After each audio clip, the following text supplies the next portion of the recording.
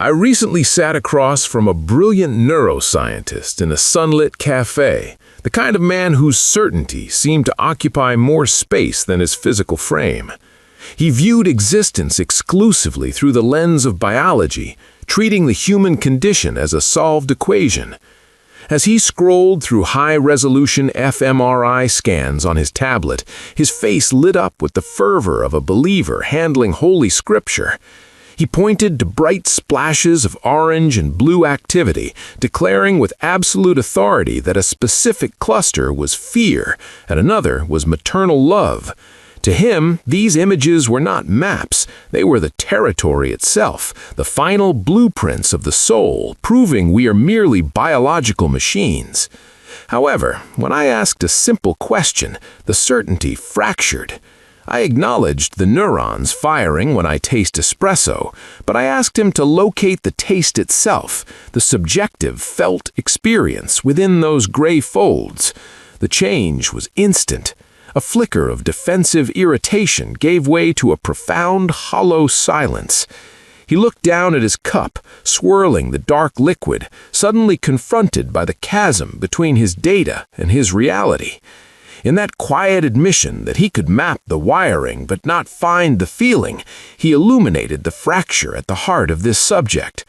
We understand the orchestra's mechanics perfectly, yet we remain utterly ignorant of where the music comes from. This disconnect is the hard problem of consciousness. We possess robust physical explanations for behavior, cognition, and memory, yet we lack a scientific handle on subjective experience, the raw, first-person qualia of seeing red or feeling grief. To bridge this gap, we must traverse three distinct frontiers: the philosophical metaphysics of Panpsychism, the empirical battleground of neuroscience, and the urgent ethical fallout regarding artificial intelligence. The journey begins with the failure of traditional physicalism. If the universe is composed only of inert matter obeying mechanical laws, the explosion of subjective experience becomes a miraculous anomaly. To resolve this, we turn to Russellian monism. This framework argues that physicalism fails to explain qualia, while dualism creates an impossible causal gap between mind and body. Russellian monism integrates experience from the ground up by leveraging a profound insight. Physics only reveals the relational and structural properties of matter. Physics provides a schedule of pointer readings, mass defined by resistance to acceleration, charge defined by attraction, but remains silent on what these properties are intrinsically.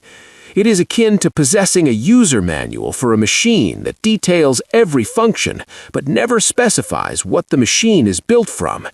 Physics gives us the structure, but leaves a massive gap regarding the intrinsic, non-relational nature of reality. Russellian panpsychism fills this gap with consciousness. It proposes that the fundamental nature of matter is phenomenal. This is an argument of conceptual economy, since the only intrinsic nature we can directly observe is our own consciousness. It is logical to hypothesize that this nature grounds all physical systems. However, this view encounters the combination problem.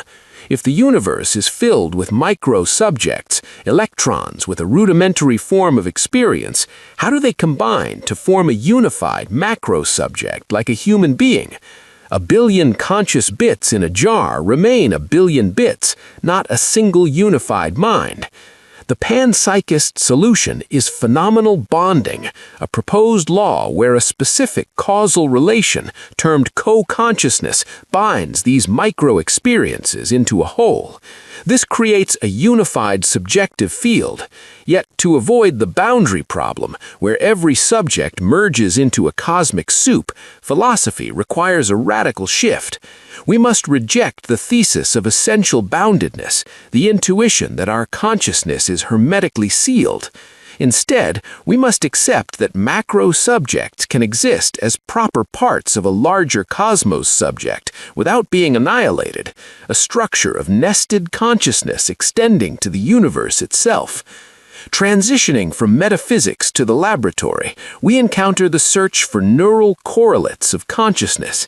This field recently witnessed a massive adversarial collaboration pitting two leading theories against one another: Global Neuronal Workspace Theory and Integrated Information Theory. GNWT posits that consciousness arises when information is broadcast from a central stage in the prefrontal cortex to the rest of the brain. IIT, conversely, defines consciousness by the degree of causal integration, or phi, predicting that high-frequency gamma activity in the posterior cortex is the key. When these theories were tested using multimodal imaging and direct brain recording, the results offered a startling rebuke to both camps. The data refused to align with the clean anatomical divisions either theory predicted.